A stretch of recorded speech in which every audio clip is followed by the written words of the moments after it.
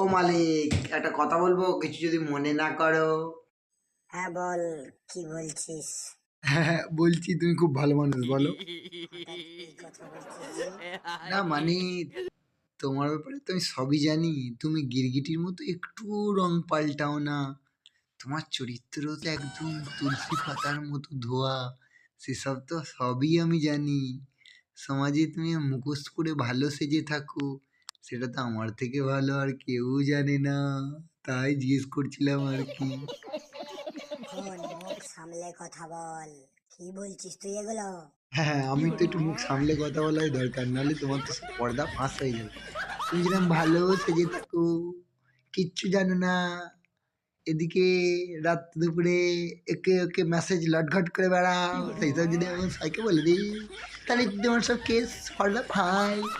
তোমার গার্লফ্রেন্ড যদি খবরটা পায়,